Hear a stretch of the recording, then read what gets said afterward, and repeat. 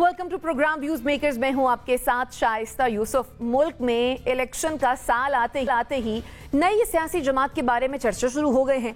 जनूबी पंजाब की सियासत में अहम किरदार अदा करने वाले इलेक्टेबल्स फिर से नए ऑप्शंस पर गौर कर रहे हैं। इस इलाके के सियासतदानों की अगर बात की जाए तो उनकी अपनी एक सियासत है जो कि सूबे के दीगर हिस्सों के बरक्स मुस्लिम लीग नून, पीपल्स पार्टी और तहरीक इंसाफ के मुकाबले में ज्यादा ताकतवर है। इब्तदाई तौर पर अलीम खान और ओन चौधरी ने नई सियासी जमात में शमूलियत की तरदीद तो कर दी है, लेकिन ताहाल इस हवाले से सूरत हाल वाज़े नहीं हो सकी है। तो सवाल यह है कि क्या सियासी निज़ाम में एक और जमात की गुंजाइश है? डिस्कशन के लिए जो मेहमान हमारे साथ मौजूद हैं, तारुफ मैं आपसे करवा देती हूँ। हमें ज्वाइन किया है नासिर बेग चुगताई साहब ने, डॉक्टर नाजिर महमूद साहब हमारे साथ मौजूद हैं, इरफान हाशमी साहब ने हमें ज्वाइन किया है और हमें ज्वाइन किया है मुजम्मिल सोहरवर्दी साहब ने भी। आप तमाम मेहमानों के वक्त का बेहद शुक्रिया।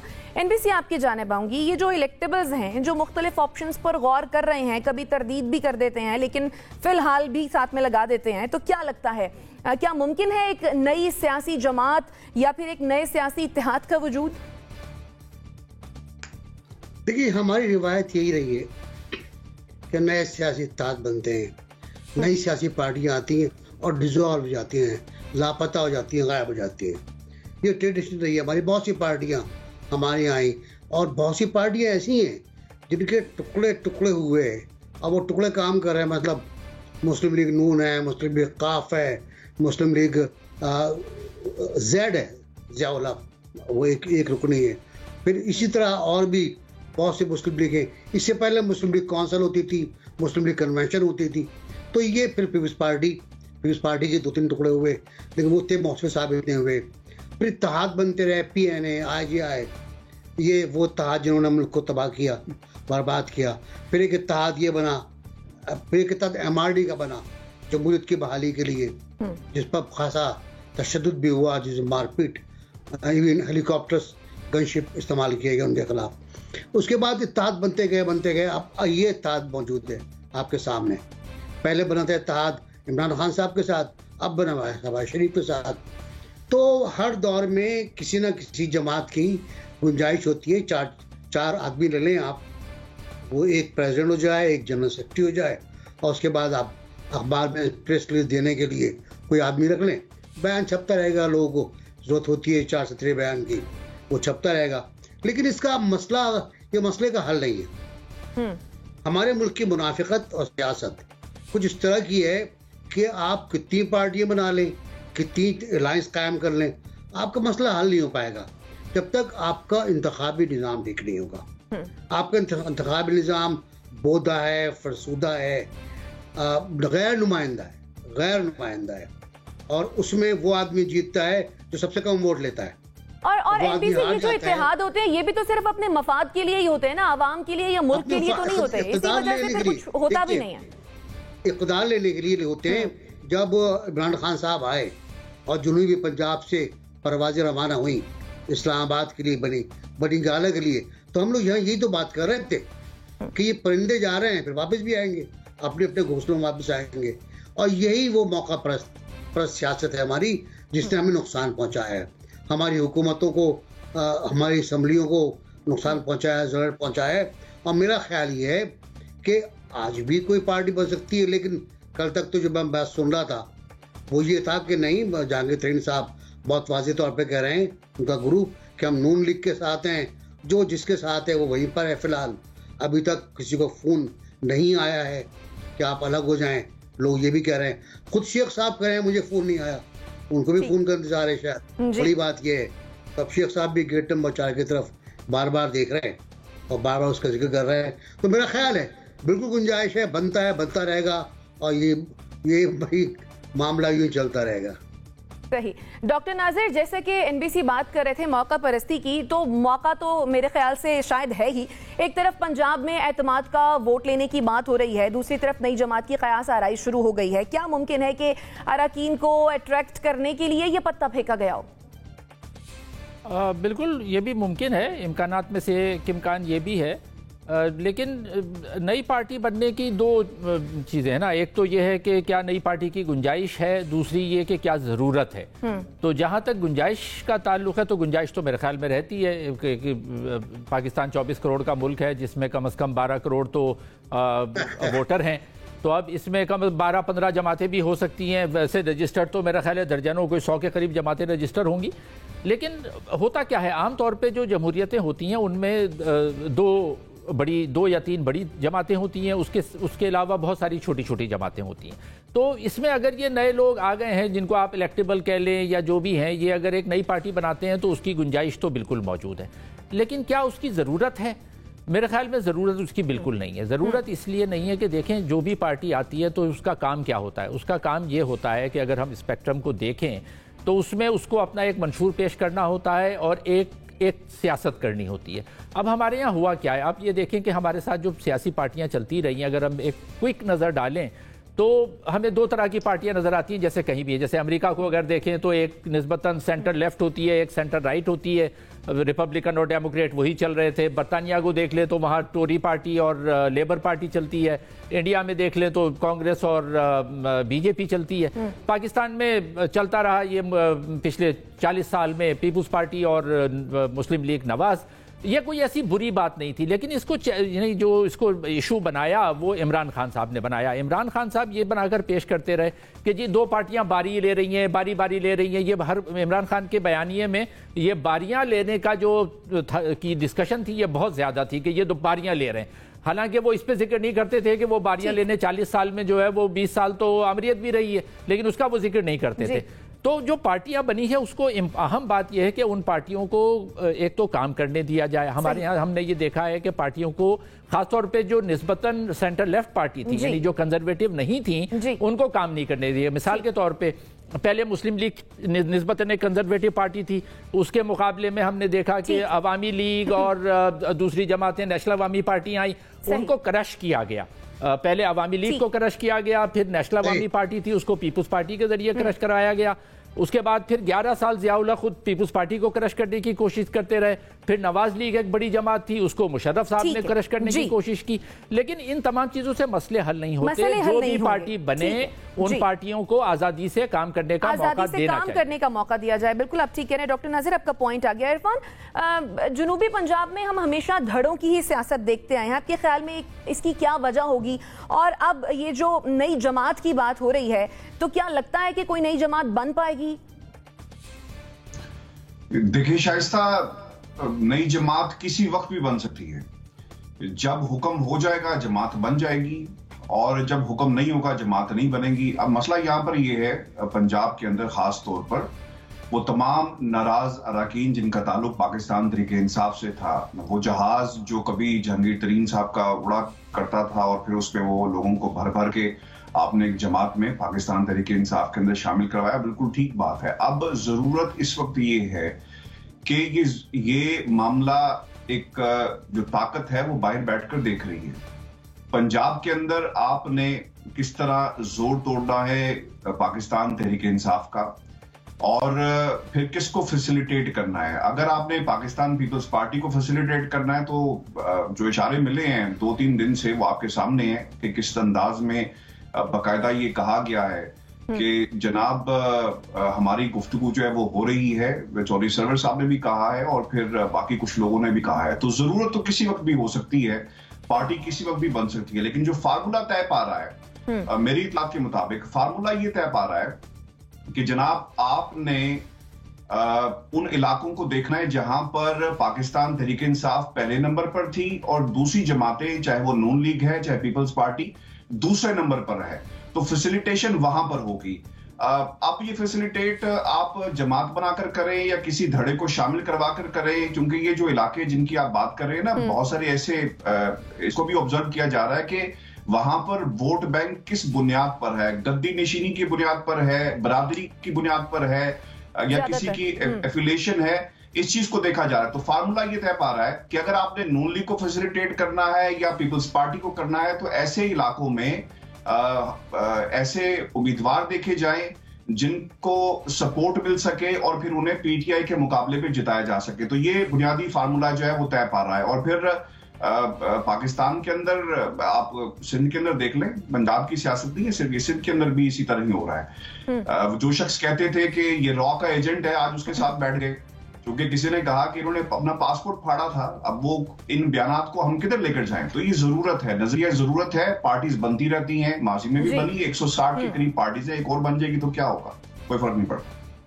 ठीक, मुजम्मिल सोहरावर्दी साहब, जहांगीर तरीन की अगर हम बात करें तो उन्हें हमेशा हमने नेगोशिएटर के तौर पर देखा, हमेशा उन्हें फाइनेंसर के तौर पर देखा, लेकिन क्या लगता है अब वो पार्टी के लीडर के तौर पर नजर आ सकते हैं? उनके अंदर लीडरशिप क्वालिटीज हैं कि वो एक पार्टी को बना दें, उसको चलाएं? मुझे पंजाब में नई सियासी जमात बनती नजर नहीं आती है। एक कोई धड़ा जैसे जनूबी पंजाब महाज बनाया गया था और फिर उसको पीटीआई के साथ जोड़ दिया गया था, मुस्लिम लीग काफ को पीटीआई के साथ जोड़ दिया गया था और पीटीआई को जितवाने के लिए पहले नून से लोग तोड़ के जनूबी पंजाब महाज में लाए गए और वहाँ से पीटीआई को दिए गए। तो इस किस्म की फैसिलिटेशन तो हम देख सकते हैं कि जो लोग 2018 में से पहले नून लीग में मौजूद थे वो वापस नून लीग में आ जाएं, जो 2018 से पहले पीपल्स पार्टी में मौजूद थे वो वापस पीपल पार्टी में आ जाएं, और जो लोगों को 2018 में पकड़ कर पीटीआई में शामिल कराया गया था वो लोग ज़बरदस्ती गए और वो वापस अपनी जमातों में आते हैं। अब हमें नज़र आ रहे हैं जैसे नदीम अफजल चंद वापस पीपल्स पार्टी में आए हैं, पंजाब में और भी लोग अपनी उन्हीं सियासी जमातों में वापस आ रहे हैं जहां वो 2018 से पहले मौजूद थे। इसी तरह हम बलूचिस्तान में देख रहे हैं कि बाप पार्टी जो वहाँ उस वक़्त मुस्लिम लीग नून की हुकूमत को ख़त्म करके एक हुकूमत बनाई गई, बाप पार्टी बनाई गई और उस बाप पार्टी के ज़रिए इक़्तिदार को चलाया गया। तो वो बाप पार्टी भी अब पॉलिटिकल इंजीनियरिंग की एक पैदावार थी और उसके लोग जो पीपल्स पार्टी से आए थे वो पीपल्स पार्टी में जा रहे हैं, जो जेयूआई से आए थे वो जेयूआई में जा रहे हैं और जो नून से आए थे वो नून में जा रहे हैं। और वो जो एक पॉलिटिकल इंजीनियरिंग का मंबा बनाया गया था बाप पार्टी, वो भी अपनी जो है मुद्दत अपनी हैयत खो रहा है और लोग वापस अपनी उन्हीं सियासी जमातों में जा रहे हैं जहां वो पहले मौजूद थे। सिमिलरली कराची में भी तहरीक इंसाफ को जिताने के लिए बिल्कुल एमक्यूएम के धड़े बनाए गए, लोगों को लड़वाया गया, डिवाइड एंड रूल के तहत एमक्यूएम तहरीक इंसाफ को सीटें देने के लिए एमक्यूएम को बिल्कुल क्रश किया गया। अब हमें नज़र आ रहा है कि वो वापस इकट्ठे हो रहे हैं। मेरे ख्याल में टूटना इंजीनियरिंग थी, इकट्ठे होना इंजीनियरिंग नहीं है, क्योंकि आज तो सर्वाइवल का मामला है। चौथी के बच्चे को भी पता होगा कि अगर इकट्ठे नहीं होंगे तो हार जाएंगे। टूटने पे सबको पता था कि आपस में बट जाओगे तो हार जाओगे, लेकिन इंजीनियरिंग थी, उन्होंने कहा हार भी जाओगे तो बटना जरूर है, एक दूसरे के खिलाफ खड़े हो। उसे जो चीज यानी आपको कोई इंजीनियरिंग नजर नहीं आ रही है? पॉलिटिकल इंजीनियरिंग कहते हैं, जो नेचुरल है उसे कैसे कह देंगे? वो तो आम आदमी को समझ आ रही है कि अगर पीएसपी भी कोई सीट नहीं जीत सकती, एमक्यूएम भी नहीं, तो मिलकर इलेक्शन लड़ ले, शायद कुछ बन जाए। ठीक है, यानी आपको लगता है कि सब कुछ नेचुरली हो रहा है, जो भी हो रहा है। आपका पॉइंट आ गया, ठीक है जी, आपका पॉइंट आ गया। डॉक्टर नाज़िर कुछ ऐड करना चाह रहे हैं? जी, मैं ये कहना चाह रहा हूँ कि जो भी नया ग्रुप बने या जो अगर नई पार्टी बन भी जाती है, जिसके बारे में कहा जा रहा है कि गुंजाइश भी है और ज़रूरत भी है, मेरे ख्याल में सिर्फ गुंजाइश है, ज़रूरत नहीं, लेकिन अगर ज़रूरत है तो ऐसी पार्टी की है जो आवाम दोस्त सियासत करे। हमारे यहाँ हो ये रहा है कि कोई भी पार्टी अवाम दोस्त सियासत नहीं कर रही है। अगर अवाम दोस्त सियासत कोई करती है, वो पार्टियाँ इतनी छोटी छोटी हैं कि जिनके लोग नाम भी नहीं जानते। कोई अवामी वर्कर्स पार्टी है, डॉक्टर मालिक की पार्टी थी, इस तरह की पार्टीज हैं, लेकिन उनको अवाम की सपोर्ट नहीं मिलती, क्योंकि पैसे का कल्चर इतना ज्यादा है कि वो जो अवाम दोस्त नुमाइंदे हैं वो जब इलेक्शन लड़ते हैं तो उनके पास पैसे ही नहीं होते कि वो इलेक्टेबल्स का मुकाबला कर सकें। इसलिए बात वही आती है कि जो हमारा इलेक्टोरल कल्चर है, जो पैसे का इतना इस्तेमाल है, जो पिछले 30-40 साल से चल रहा है, वो पैसे का इस्तेमाल कम हो और फिर ग्रेजुअली आवाम में इतनी शऊर आए कि जिनको उनको मुंतखब करना है वो इलेक्टेबल्स की तरफ ना जाएं, बल्कि वाकई में जो अवाम दो सियासत करने वाले लोग हैं उनको वोट दें। ठीक है, एनबीसी भी कुछ ऐड करना चाह रहे थे। हाँ, इरफान साहब ने सही कहा कि जब पीटीआई को जितवाना था तो तोड़वाया गया, जोड़ तोड़ एक जुमला है, एक तोड़ जोड़ दूसरा जुमला है। पॉलिटिक्स में दोनों इस्तेमाल होते हैं, कभी तोड़ना पड़ता है, कभी जोड़ना पड़ता है। इस बार जोड़ने के लिए कोई खास कोशिश नहीं की गई है या हिदायत जारी नहीं हुई, हुक्मनामा नहीं आया, क्योंकि जो लोग जोड़ना चाह रहे हैं उनको बहुत डिफिकल्टी है। 2-3 हफ्ते हो गए, बल्कि नवंबर के शुरू से ये मुज़ाकरात चल रहे हैं और अभी तक जोड़ नहीं पा रहे हैं वो। कल मुस्तफ़ा कमाल साहब ने एक सवाल के जवाब में जब उनसे कहा कि खालिद मकबूल आपके सरबराह होंगे तो आप काम कर लेंगे, उनका भी तय नहीं पाया है। ये गलत ऐलान आता है और इस पर हम बात करेंगे। मैं खुल के बात नहीं करना चाह रहा, उन्होंने कहा पर इख्तलाफात बेताज हैं। फारूक सत्तार को जिस तरह निकाला गया, अब वापस लाने की कोशिश हो रही है, वो भी मुझे फारूक सत्तार एक्सट्रीम पे जा रहा है। MQM के साथ जो सूरत हाल है वो ये है कराची में कि अब वो बाइकआउट की तरफ गौर कर रहे हैं इंतखाबात के, क्योंकि इलेक्शन कमीशन ने कह दिया वही आपका कोई नया हलका वलकाम नहीं बना रहे, 15 जनवरी को इंतखाबात होंगे, और सिंध गवर्नमेंट ने भी कह दिया। तो अब वो यूसुफ बेकारवां हो गए, तरह घूम रहे हैं वो अब, और अब शायद वो अब वो कह चुके हैं कि हम बल्दियाती इंतखाबात के नताज कबूल नहीं करेंगे। मतलब बाइकआउट की तरफ पहला कदम चला गया उनका। अगर उनको जोड़ा जा रहा होता तो वो कभी नहीं कहते ही, वो बहुत आराम से बहुत सलीके के साथ वो बैठ जाते और एक जगह एक आदमी प्रेसिडेंट होता, एक सरपरस्त होता, एक चेयरमैन होता, सारी सीटें भर जाती हैं आराम से। जो पार्टी तमाम सीटों पर उम्मीदवार ही ना दे पाई हो, MQM की बात कर रहा हूं मैं, वो किस तरह नुमाइंदा हो जाएगी, वो किस तरह मेयर मुंतखब करा लेगी अपना। ये हाल PTI का भी है, तमाम सीटों पर उनके उम्मीदवार नहीं है, मिनिमम सीटों पर है उम्मीदवार, और अभी तक उन्होंने कैंपेन भी लॉन्च नहीं की है। जमात इस्लामी की कैंपेन बहुत अच्छी जा रही है, सोशल मीडिया, कल जलसा उन्होंने बहुत तगड़ा किया है, बहुत अच्छा जलसा किया है, कम बैक उनका नजर आ रहा है, और उसके साथ पीपल्स पार्टी नजर आ रही है। पीपल्स पार्टी जमात में पहला मुआहदा हो चुका है बल्दियाती इंतखाबात का। ठीक है नाज़रीन, ये सवाल जब हमने सोशल मीडिया के सारिफीन के सामने कि मुल्क में एक नई सियासी जमात के वजूद में आने के चर्चे हो रहे हैं, तो क्या सियासी निज़ाम में एक और जमात की गुंजाइश है? 36% लोगों को लगता है कि जी हाँ, एक नई जमात आ सकती है, उसकी गुंजाइश मौजूद है, लेकिन 64% लोगों को ये लगता है कि इस सियासी निज़ाम में एक नई जमात की गुंजाइश बिल्कुल भी मौजूद नहीं है। ब्रेक लेते हैं, फिर वापस आते हैं। स्टे विद अस।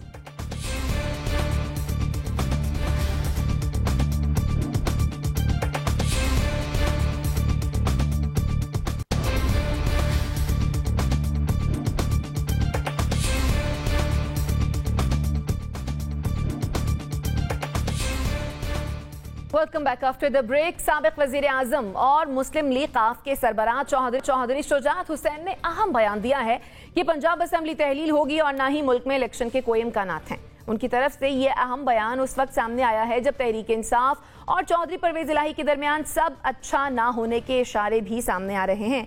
ऐसे में सवाल यह है कि पंजाब असेंबली की तहलील ना होने और इंतखाबात ना होने से मुतालिक क्या साबिक वजीर आजम दुरुस्त कह रहे हैं? मुजम्मिल सोहरवर्दी साहब, किस बुनियाद पर चौधरी शुजात ने यह दावा किया है आपके ख्याल में? मेरे ख्याल में ये तो अमूमी तौर पे सबको ही नज़र आ रहा है कि पंजाब असेंबली नहीं टूटेगी और चौधरी परवेज इलाही नहीं तोड़ना चाहते। इसमें चौधरी शुजात साहब ने कोई नई बात तो नहीं बताई है। अगर पंजाब असेंबली टूटनी होती तो ये इसको टूटने में 45 दिन ना लग जाते। ये तो 5 मिनट का काम था। परवेज इलाही साहब ने ख़त गवर्नर को भेजना था और 48 घंटे में खुद ब खुद टूट जानी थी। वो तो डिले करते रहे, अल्लाह वास्ते देते रहे कि कुछ ऐसा कर दें कि मुझे असेंबली ना तोड़नी पड़े, जिसका PTI को एहसास भी है। और इसी देर में उनके हाथ से गेम निकल गई है और पंजाब का इक़्तिदार जाता नज़र आ रहा है। बाकी जहाँ तक उन्होंने कहा है कि उन्हें इलेक्शन नज़र नहीं आ रहे, मुझे भी कबल अज़ वक्त इंतखाबात नज़र नहीं आ रहे। इसमें कोई चौधरी शुजात साहब को नज़र नहीं आ रहे तो कोई ऐसी अनहोनी बात नहीं है। सबको इंतखाबात अपनी मुकर्रर मुद्दत पर होते नज़र आ रहे हैं, किसी को भी कबल अज़ वक्त होते नज़र नहीं आ रहे। सिर्फ एक PTI का शोर है कि कलामी की माफी चाहूंगी मुजम्मिल साहब, बहुत से लोगों को तो वक्त पर भी अब इंतखाबात नजर नहीं आ रहे। नहीं, मेरे ख्याल में वो तो आईनी तकाजा है और आइन से इनहराफ बहुत मुश्किल हो जाएगा। उसके लिए तो फिर कोई पार्लियामेंट की तौसीक चाहिए होगी, सदर कोई नई कानून साजी, कोई फाइनेंशियल एमरजेंसी, उसके आइनी रास्ते बहुत मुश्किल हैं। वो कोई आसान रास्ते नहीं है। इस हुकूमत से तो इस्लामाबाद की यूनियन काउंसिल 125 करने का बिल नहीं पास हो रहा है। इस हुकूमत से तो सदर मुमलिकत ने जॉइंट सेशन की समरी दस्तखत करने से इनकार कर दिया है। तो ये हुकूमत वो साल वाली कैसे करेगी, मुझे नहीं लगता, क्योंकि बहुत से ब्लॉकेट्स अपनी जगह मौजूद हैं। मुझे मुकर्रर मुद्दत पर ज़रूर इंतखाब होते नज़र आ रहे हैं। डिले करना PDM के हाथ में नहीं होगा, लेकिन कबल अज़ वक्त भी होते नज़र नहीं आ रहे। ठीक है इरफान, ये जो चौधरी शुजात साहब ने दावा किया है, इसे सुनकर आपको क्या लगता है? क्या इस सारे मामले में चौधरी परवेज इलाही और चौधरी शुजात हुसैन एक ही पेज पर हैं? देखिए, जहां तक असेसमेंट का ताल्लुक है, परवेज इलाही साहब कभी भी नहीं चाहते थे। उन्होंने जमान पाक में बैठकर खान साहब के सामने ये कहा कि हमें एक बजट जो है वो पेश कर लेने थे। ये बात हुई है और उनकी कभी भी ख्वाहिश नहीं थी। और फिर दूसरी तरफ मोनस इलाही के भी बयानात और जो वाइब्स आ रही थी, जो खबरें लगवाई जा रही थी जराए से, वो भी यही थी। और चौधरी शुजात साहब को इसलिए सूट नहीं करता क्योंकि वो जिस तरह बैठे हुए हैं उन लोगों को सूट नहीं करता। तो ये सूट दोनों को नहीं करता। लेकिन अब मसला ये है कि क्या पंजाब असेंबली तहलील होगी या इत्तेमाद का वोट लिया जाएगा। हमें 11 जनवरी को नहीं भूलना चाहिए। लाहौर हाई कोर्ट का फैसला आना है। लाहौर हाई कोर्ट, मुझे ये मामला जो है ना, इत्तेमाद का वोट भी वहीं से डायरेक्शन आएगी और फिर ये मामला हल होगा। क्योंकि स्पीकर पंजाब की असेंबली ने कहा कि जनाब ये जो गवर्नर ने हुक्मनामा जारी किया था कि आप इत्तेमाद का वोट लें, वो मुअत्तल हो गया। अब इसमें भी बहुत सारे इफ्स एंड बट्स जो है वो नजर आ रहे हैं। अब हाई कोर्ट इंटरवीन करेगी, उसके बाद कोई फैसला आएगा और क्या करना है डायरेक्शन हाई कोर्ट की तरफ से दी जाएगी। अब ये 11 जनवरी की जो समाअत है, इससे एक और भी मामला रुक गया है क्योंकि जो वाइब्स आ रही थी कि हम असेंबली तहलील नहीं करेंगे, इसका हल भी पाकिस्तान तहरीक इंसाफ के जो इनर सर्कल्स हैं उन्होंने एक निकाला है। और वो ये कहते हैं कि अगर इन्होंने 11 जनवरी को हमें कहा गया कि आप असेंबली जो इत्तेमाद का वोट लें, तो फिर हम ये सोचेंगे, उस वक्त देखेंगे कि हमने अपने इस्तीफों वाला ऑप्शन जो है उसको इस्तेमाल करना है। और फिर आपको ये भी याद रखनी चाहिए बात कि 7 के करीब, अगर if I am not wrong, 7 या 5 लोग ऐसे हैं जो अभी भी मुल्क से बाहर हैं पाकिस्तान तहरीक इंसाफ के।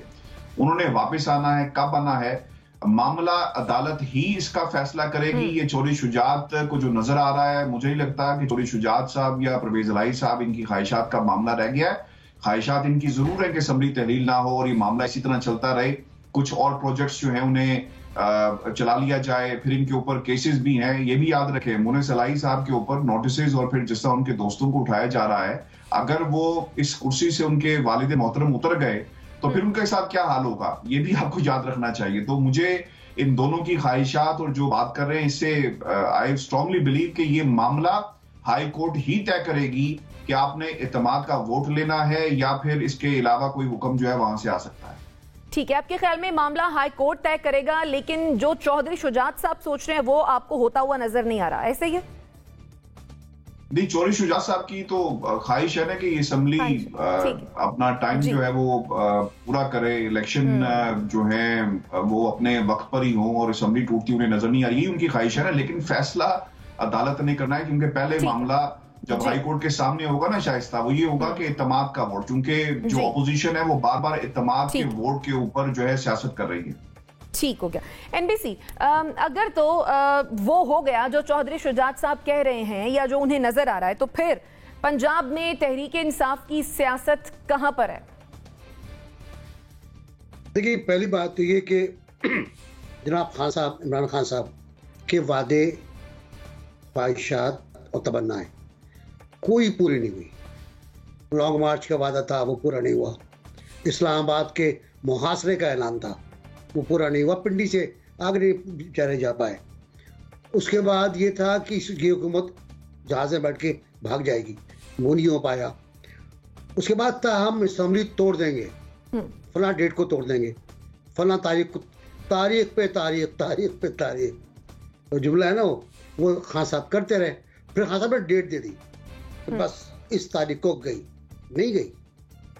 गवर्नर साहब का ऐलान आ गया कि जी आप इत्तेमाद का वोट लें। अब यहाँ से एक नया खेल शुरू होता है। ये एक नया खेल शुरू होता है कि इत्तेमाद का वोट लें। वो कहते हैं नहीं, हम नहीं लेते, आपका हुक्म गैर कानूनी है, वो कोर्ट चले जाते हैं।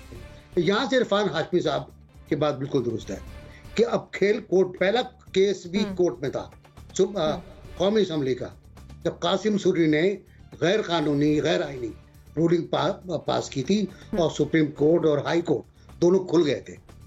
उसके बाद वो आपको पता है कि प्रेसिडेंट ने असेंबली तोड़ दी वगैरह वगैरह, सब वापस हुए ऐलानात। अब क्या होगा कि हाई कोर्ट ने कोई भी फैसला, मेरा ख्याल हाई कोर्ट 11 को फैसला नहीं देगी।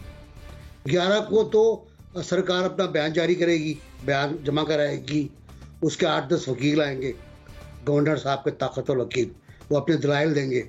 उस पर मुमकिन तौर पर जो तरीक़ाकार है, हाई कोर्ट जवाब मांगेगी परवेज़ इलाही ग्रुप से कि भाई आप क्या कहते हैं, तो शायद नई डेट पड़ जाए। या अगर 11 को हाई कोर्ट कोई फैसला देती है तो फिर सुप्रीम कोर्ट मौजूद है, वहां अपील हो जाएगी किसी भी फैसले के खिलाफ, असेंबली बरकरार रहेगी। ये कोशिश इमरान खान साहब की कि असेंबली टूट जाए, ये वादा अभी तक पूरा नहीं हो पाएगा। मेरा ख्याल है अभी टाइम लगेगा, इस्तीफे शायद न दे पाए क्योंकि इस्तीफों के खिलाफ बहुत बड़ी कैंपेन चल चुकी है और विस्परिंग बहुत हो रही है कि ये भी गया, ये भी गया, ये भी गया। तो परवेज इलाही का पलड़ा भारी है और उसके चंद वकील पूरी पीटीआई के वकीलों को शिकस्त दे चुके हैं। ठीक है, आपके ख्याल में चौधरी साहब का जो पलड़ा इस वक्त भारी नजर आ रहा है, आपको आपका पॉइंट आ गया। डॉक्टर नाजिर, चौधरी परवेज इलाही साहब की बात हो रही है और हम हमेशा से यही सुनते आ रहे हैं कि इस वक्त चौधरी साहब जो हैं वो दोनों तरफ खेल रहे हैं विकेट की। तो क्या लगता है कि अब भी पीडीएम के दरवाजे उनके लिए खुले हुए हैं और क्या अब भी मुमकिन है कि चौधरी परवेज इलाही पीडीएम के वजीर आला हो पंजाब के? मुझे ऐसा नहीं लग रहा। मतलब अगर तो एतमाद का वोट लेने का कोर्ट ने कहा और उन्होंने एतमाद का वोट लिया तो मेरा ख्याल है कि एतमाद का वोट उन्हें मिल जाएगा, क्योंकि वो जो कोर्ट के फैसले के बाद जिन लोगों को परवेज इलाही को वोट देना पड़ा था वो फिर जाहिर है वोट देंगे। एक रास्ता ये हो सकता है कि जैसे कुछ लोग मुल्क से बाहर हैं या असेंबली में ना आए, उस सूरत में ये एतमाद का वोट लेने में नाकाम हो सकते हैं। लेकिन जहाँ तक तहलील करने का सवाल है, मैं समझता हूं कि चौधरी शुजात बिल्कुल ठीक कह रहे हैं और हम भी ये बात काफ़ी अरसे से कह ही रहे हैं। क्योंकि देखें, तहलील होती क्यों है? अभी तक पाकिस्तान की तारीख में जो सूबाई असम्बलियाँ कभी भी इस तरह से तहलील नहीं हुई कि वज़ीर आला ने कहा हो और वो तहलील की गई हो। यानी तरीक़ा तो यही है ना कि वज़ीर आला गवर्नर से कहे और गवर्नर वो तहलील कर दे। पूरी तारीख में हमेशा यही रहा है कि या तो वफाक ने अपना इख्तियार इस्तेमाल करते हुए सूबाई असम्बलियाँ भी तहलील की, लेकिन अब वफाक के पास वो इख्तियार मौजूद नहीं है, या फिर ये कि मार्शल लॉ वगैरह लगा तो अदलिया और उन्होंने फौज ने मिलकर वो असल में तोड़ी, वो उसका भी अब इम्कान नज़र नहीं आ रहा। तो अब तीसरा इम्कान क्या है? तीसरा इम्कान यही है कि ये असम्बली तहलील नहीं होगी और ये असम्बली चलती रहेगी। परवेज़ इलाही यही चाहेंगे कि वो वज़ीर आला रहें, बल्कि इनके साथ जितने वज़रा हैं और जितने पार्लियामेंट के मेंबर हैं वो भी सब यही चाहेंगे। और आखिरी बात यह है कि अगर ये असम्बली तहलील होती है तो उसका भला किसी का भी नहीं होना, ना पीडीएम का भला होना है, ना तहरीक इंसाफ भी अगर ये समझ रही है कि जी उनका भला होगा, उनका क्या भला होना है सिवाय इसके कि मुल्क को और सूबे को एक और क्राइसिस में डालने के कोई नतीजा नहीं निकलना। और जहाँ तक इलेक्शन का सवाल है, इलेक्शन में अभी इसको मुद्दत पूरी करने में 8 माह है, उस 8 माह के बाद मजीद 3 महीने चाहिए। तो वाहिद इम्कान ये बहरहाल मौजूद है कि अगर वफाक में ये फैसला कर ले पीडीएम या हुक्मरान कि उनको वक्त से 2-3 महीने पहले अगर असम्बली तोड़नी है, कौमी असम्बली, तो शायद वो उसका इम्कान मुझे इसलिए नज़र आ रहा है कि देखें जून में आ जाता है बजट, और बजट बहुत ही ख़तरनाक बजट आना है। बजट के नतीजे में मज़ीद महंगाई बढ़नी है, मज़ीद टैक्सेस लगने हैं। तो ये शायद इम्कान मौजूद है कि ये हुकूमत फैसला करे कि जी हम बजट से पहले छोड़ दें, ताकि जो बजट बनाने की जिम्मेदारी है वो केयरटेकर गवर्नमेंट के सर पे आ जाए, और जो भी गलत फैसले और आवाम का जो कहर नाजिल होना है उस बजट के बाद वो हुक्मरानों, यानी जो इस वक्त हुक्मरान पीडीएम और नून लीग वगैरह हैं, उन पर ना आए। तो वो तो इम्कान मौजूद है। लेकिन उसके अलावा पंजाब की सतह पर मैं नहीं देख रहा कि परवेज इलाही को हटाने का कोई इम्कान है। ये अपनी मुद्दत पूरी करेंगे, असेंबली भी और वजीर आला भी। ठीक है, आपके ख्याल में असेंबली और वजीर आला दोनों अपनी मुद्दत पूरी करते हुए आपको दिखाई दे रहे हैं। आपका पॉइंट आ गया। नाज़रीन, छोटा ब्रेक लेते हैं और फिर वापस आते हैं। स्टे विद अस।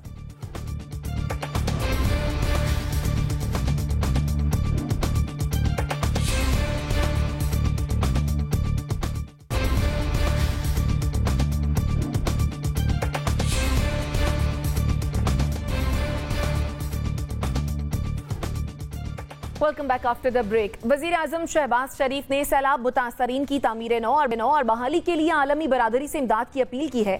वजीर आजम कहते हैं कि इस काम के लिए $16.3 अरब की फौरी तौर पर जरूरत है। अब सवाल यह है कि क्या दुनिया पाकिस्तान की तवक्कुआत को पूरा कर सकती है? इरफान, लगता है कि हमने अपना मुकदमा ठीक तरीके से दुनिया के सामने जो है वो प्रेजेंट किया है? देखिए शाइस्ता, ये मुकदमा अगर आप कहें कि शहबाज शरीफ साहब ने लड़ा है या मौजूदा हुकूमत ने लड़ा है, तो मेरा ख्याल है कि ये ऐसा नहीं है। जब सेक्रेटरी जनरल यूनाइटेड नेशन के यहाँ पर आए थे तो ये उन्होंने मुकदमा लड़ा है पाकिस्तान का।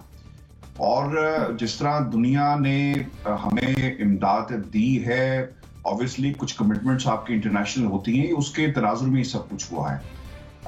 मेरे लिए आज जो सबसे अहम बात थी, जो मैं उनका खिताब शहबाज शरीफ का सुन रहा था, उन्होंने कहा कि हम यकीन रखें कि हम शफाफियत को इस पूरे अमल में यकीनी बनाएंगे। अब मसला यहाँ पर यह है कि पहली चीज जो उन्होंने की, शफाफियत का मामला। पाकिस्तान में 2005 का ज़ल्ज़ला आया हो, 2010 का सैलाब हो, और फिर ये जो आफत आई, हमारे जो सबसे जो ट्रैक रिकॉर्ड बताता है कि किसी गवर्नमेंट ने भी कोई काम जो है लोगों की रिहेबिलिटेशन का वैसे किया ही नहीं है। कागजों पे आपको बस्तियां नजर आएंगी। 2000 में शहबाज शरीफ साहब कहते थे ना कि तारीख का बदतरीन सैलाब है, और फिर पैसा पाकिस्तान में भी आया, और फिर 2005 के अंदर मुजफ्फराबाद के अंदर कितने के घर बन गए। अब मसला सबसे बड़ा ये है कि जब आप किसी के पास पैसे लेने जाते हैं ना, चाहे वो कर्जा हो चाहे वो इमदाद हो, आपकी क्रेडिबिलिटी को देखा जाता है। अब दुनिया हमें शक की निगाह से देख रही है, कर्जा हो वापस करो, पैसे मांगने जाए वापस करो, और फिर वो लोग ये भी कहते हैं आपको कि भाई आप तुम मांगने आ जाते हो तो क्यों ना हम पाकिस्तान में इन्वेस्ट करें। हमने अपनी ओवर द इयर्स, कोई भी हुकूमत हो, किसी की भी हुकूमत हो, किसी भी सियासी जमात की, हमने बहैसियत रियासत अपनी क्रेडिबिलिटी जो है उसको बहुत हद तक जो है वो नुकसान पहुंचाया। और इसलिए ये तो कमिटमेंट है यूनाइटेड नेशन जिस प्लेटफॉर्म से ये पैसे दिए गए हैं, मेरा ख्याल है कि इसमें किसी इंडिविजुअल का अपना कोई किरदार नहीं है। सही। डॉक्टर नाजिर, आपके ख्याल में जितनी उम्मीदें हमने लगाई हैं, क्या वो उम्मीदें पूरी होंगी? पूरी तो तमाम तो पूरी नहीं होंगी, लेकिन ये मेरा ख्याल है कि सवाल ये आधा है। दूसरी तरफ ये भी है कि उम्मीदें दोनों तरफ से हैं। यानी हमें उम्मीद है दुनिया से कि दुनिया हमारी तवक्कात पूरी करे, तो दुनिया भी ये तवक्कात रख सकती है और जायज़ तवक्कात रख सकती है कि हम भी उनकी उम्मीदें कुछ पूरी करें। तो पहले हम जो हमें दुनिया से उम्मीद है या तवक्का है उस पर हम बात करते हैं। देखें तवक्का हमारी क्या है। हमने कहा कि जी $16 बिलियन की हमें ज़रूरत है, इतना बड़ा सुपर फ्लड्स आए हैं।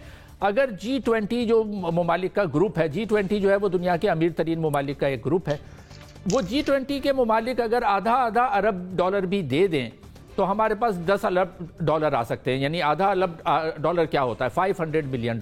अब $500 बिलियन जो ममालिक G20 में हैं, जैसे चीन हो गया, अमेरिका हो गया, इवन सऊदी अरब उसमें मौजूद है, इंडोनेशिया मौजूद है, जो G7 की दुनिया की अमीर तरीन इकोनॉमीज़ हैं, कनाडा, इटली, जर्मनी, बरतानिया, सारे उसमें मौजूद हैं। अगर ये $500 बिलियन दे दें तो हमारा मसला हल हो सकता है। लेकिन अब जो ऐलानात हो रहे हैं, देखें अभी टिकर ही आपका चल रहा था जिसमें चीन ने कहा है कि जी हम $100 मिलियन देंगे। अब $100 मिलियन इज पीनट्स। इसी तरह जर्मनी ने कहा है कि हम $88 मिलियन देंगे। $88 मिलियन भी बिल्कुल बहुत ही कम अमाउंट है। तो ये इतने छोटे छोटे अमाउंट हैं कि इन सबको जब मिलाया जाएगा तो मुझे लगता है कि वो तवक्का हमारी पूरी नहीं होगी। हमें खुद अपने तौर पर बहुत कुछ करना होगा। अब दुनिया की हमसे क्या तवक्कात हो सकती हैं? एक तो यही, जिस तरफ इरफान हाशमी साहब ने बात की कि हमने ट्रांसपेरेंसी रखी नहीं है, हमारी रेपुटेशन साख जो है वो दुनिया में शफाफियत के हवाले से कुछ ज़्यादा अच्छी नहीं है। वो हमारे लिए नुकसानदेह रहा है। FATF की तलवार हम पर लटकती रही है। दूसरी बात यह भी है कि हमने बहुत से मुल्कों को माजी में नाराज भी किया है अपनी पॉलिसीज की वजह से। यानी हमें तारीख में we have been on the wrong side of history on various occasion. हमारे जो खारजा पॉलिसी है उसकी वजह से हमारे जो फैसले उनको तब्दील करने की। ठीक है, आपका पॉइंट आ गया। NBC, पैसे तो आ जाएंगे, लेकिन क्या हम ठीक तरीके से उनका इस्तेमाल कर पाएंगे जितने भी आएंगे? इम्पोर्टेंट पॉइंट यही है, बहुत इम्पोर्टेंट पॉइंट है। और इस पर मैं आप बता दूं फॉर्मेट क्या है कि ये पैसे जब आएंगे तो ये पैसे कैश किसी को नहीं मिलेगा। ये पैसे खर्च होंगे बाज़ NGOs के जरिए, बाज़ गैर मुल्की इदारों के जरिए, बाज़ गैर मुल्की कंस्ट्रक्शन हाउसेस के जरिए। अब इसमें हुआ क्या है, मुझे लगता है कि हुकूमत पाकिस्तान ही इसकी मेज़बान थी, भारतीय हुकूमत नहीं थी। तो ये कहना कि पाकिस्तानी हुकूमत का किरदार नहीं, मेरा ख्याल है ज़्यादती की बात हो जाएगी। टारगेट हमारा क्या था? टारगेट हमारा $16 बिलियन। हमने आस्क क्या किया था? Half of $16 billion, half $8 billion हमने मांगा था और कहा था बाकी 8 हम अपने जराए से पूरा कर लेंगे।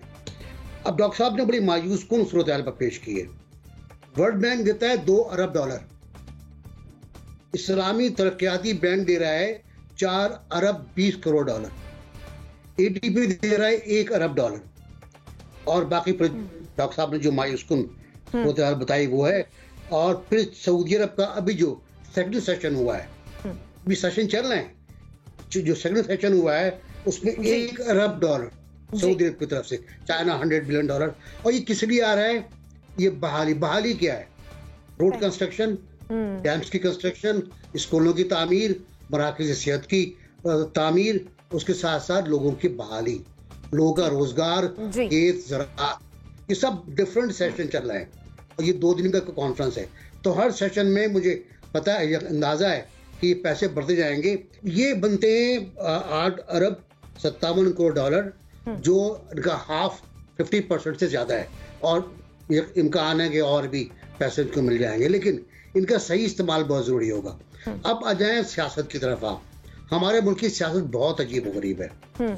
उमर अयूब जैसा आदमी जो हर वजारत पे नाकाम हो गया, फाइनेंस में, पेट्रोलियम में, जिसने तबाह कर दिया पूरा स्ट्रक्चर, वो कह रहे नकदी फौरन तो नहीं मिलेगी। भाई नकदी नहीं मिलेगी। ठीक, किसने बताया आपको नकदी मिलेगी? जी, ये कर्जा नहीं मांग रहे हैं, ये मदद मांग रहे हैं, और मदद मुख्तलिफ शक्ल में होती है। ठीक, आपको मुमकिन है डामर मिल जाए, आपको मुमकिन है स्टील मिल जाए, मुख्तलिफ। और एक साहब कहते हैं कि पाकिस्तान को कुछ हासिल ही नहीं हुआ। ये तो कोई टीवी प्रोग्राम कर लेते बैठकर। आप टीवी प्रोग्राम लोग कर चुके हैं पहले, हमें पता है, और वो आपको पता है कितने पैसे आए थे और कहाँ खर्च हुए। तो मेरा ख्याल तो ये है कि पाकिस्तान का टारगेट हासिल हो गया है। ठीक है, आपका पॉइंट आ गया। मुजम्मिल सहरवर्दी साहब, क्या लगता है, क्या दुनिया पाकिस्तान की तवक्कुआत पूरी करेगी? देखिए, एनबीसी ने जो कहा सेकंड सेशन में कि अगर सऊदी अरब के और वो दूसरे डाल लें तो आपको हम $11 बिलियन से ऊपर हैं इस वक्त। 11। और मेरे ख्याल में ये एक कामयाब सफारतकारी है, डिप्लोमेसी है कि हमने दुनिया के सामने अपना केस पूरा किया है। कोई यूएन के सेक्रेटरी जनरल पिछले दौर में क्यों नहीं आकर, मेरा मतलब है कि वो इस तरह पाकिस्तान के साथ खड़े होते रहे। ये सारा डिप्लोमेसी और सफारतकारी का खेल होता है। नहीं थी ना मुजम्मिल साहब? सैलाब नहीं आया था मुजम्मिल साहब, और यहाँ तो OIC का इजलास कश्मीर पर नहीं हो सका था। आप देखें, जब इंडिया ने 370 खत्म किया, हम OIC का इजलास नहीं कर सके थे। हमने बड़ी बड़ी यहाँ नाकाम सफारतकारी देखी है। हम 3 साल फैटफ से नहीं निकल सके थे, आज हम फैटफ से निकल गए हैं। वो फ्रांस जो यहाँ सफीर नहीं रखने को तैयार था, आज को होता है। मगरिब हमारे साथ ताउन कर रहा है, काम कर रहा है। तो लिहाजा चीजों की इतनी ब्लीक पिक्चर भी नहीं पेश करनी चाहिए। आज 2 ही जगह सोग है इस कॉन्फ्रेंस के हवाले से। एक भारत में बहुत सोग है और एक तहरीक इंसाफ के लोग बहुत सोग में है कि ये इतनी कामयाब चीज कैसे हो गई। तो इन दोनों का भारत का मुजम्मिल साहब पॉइंट आगे। इसी के साथ मुझे और मेरे मेहमानों को दीजिए इजाजत। अल्लाह निगहबान।